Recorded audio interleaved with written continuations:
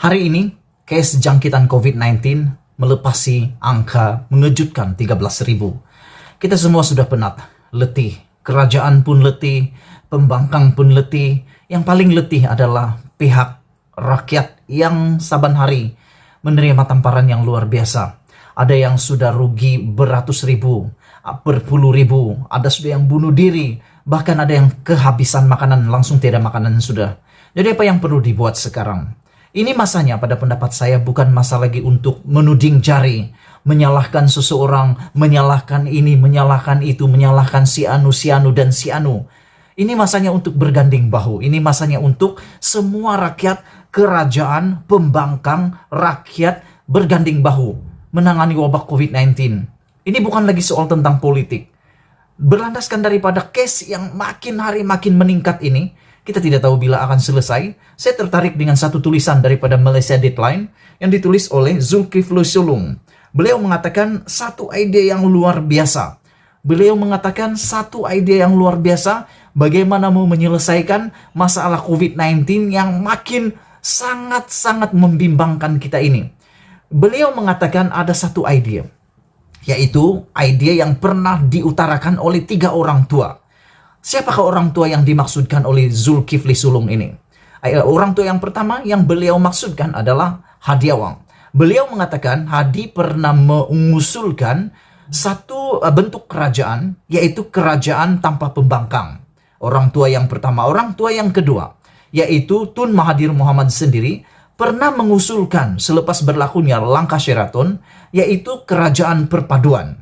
Dan yang terkini, orang tua yang ketiga adalah Lim Kit Siang, veteran DAP. 3 orang ini memang semua orang kenal. Orang lama dalam politik, orang yang paling banyak pengalaman, bahkan sudah terlampau banyak makan garam. Maggie pun sudah makan banyak terlampau mungkin. Apa yang mereka katakan semuanya hampir sama walaupun namanya yang berbeza. Yang satu kerajaan tanpa pembangkang. Yang satu kerajaan perpaduan, yang satu kerajaan gabungan. Menurut Zulkifli Sulung, beliau mengatakan apapun bentuk namanya itu, semuanya adalah asalnya ataupun tujuan matlamatnya hanya satu. Mau menyelamatkan negara ini daripada terus tenggelam dan terus tenggelam. Jadi apa yang beliau cadangkan sangat menarik perhatian. Cadangan beliau yang pertama itu mewujudkan kerajaan perpaduan tanpa pembangkang gabungan. Apapun namanya tidak peduli.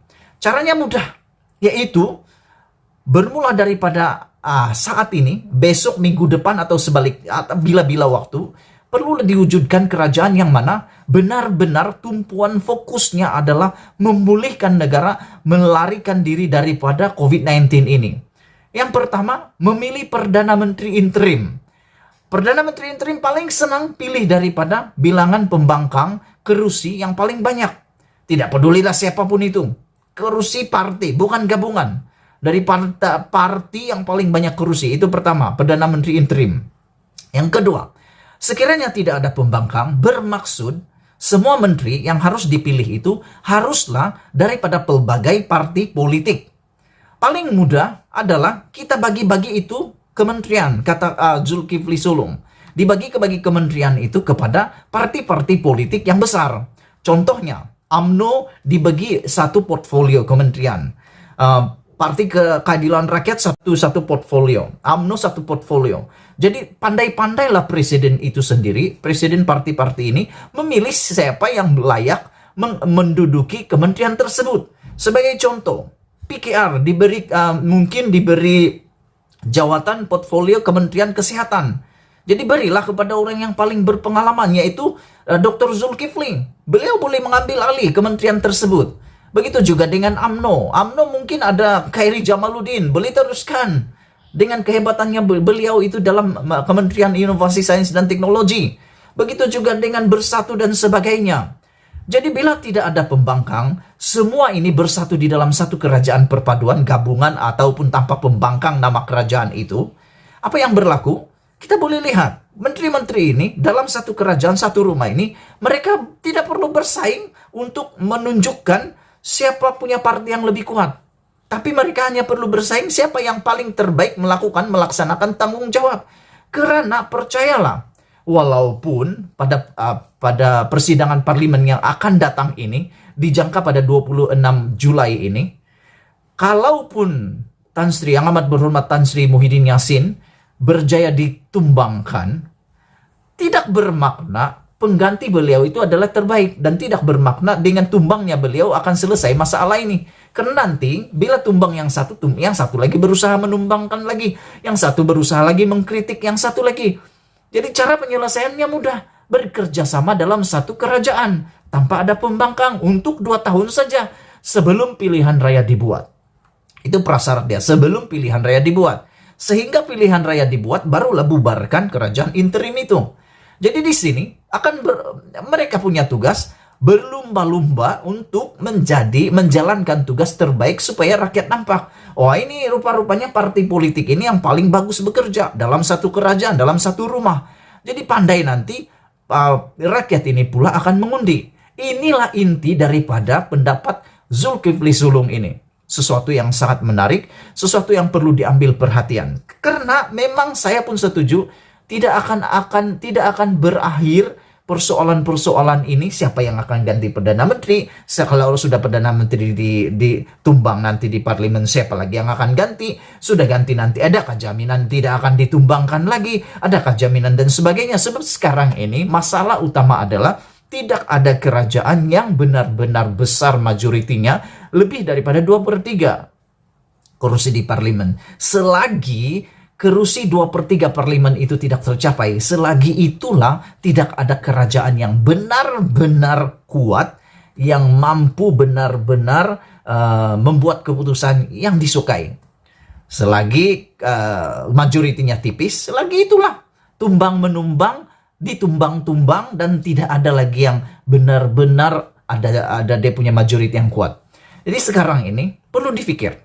Kita mohon, dengan tajuk seperti yang ditulis oleh Zulkifli Sulung di dalam Malaysia Deadline ini, beliau mengatakan, ampun tuanku, patik mohon mencadangkan.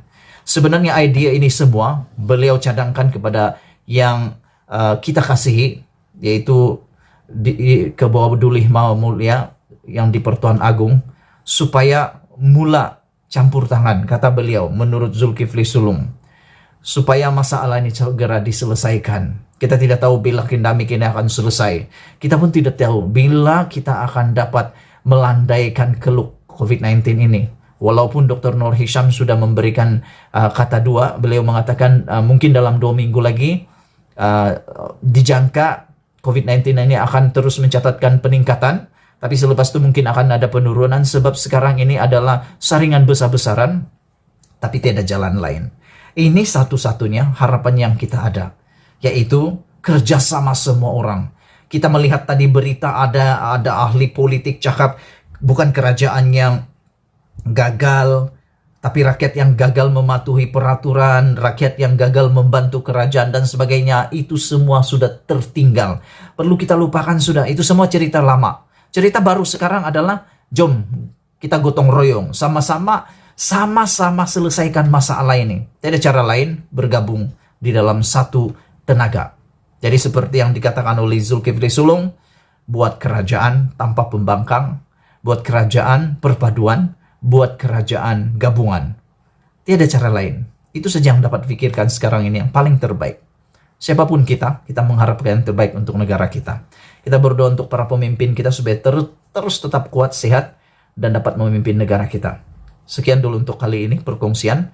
Kalau kamu suka dengan ide ini, tolong share kepada semua orang supaya mereka tahu.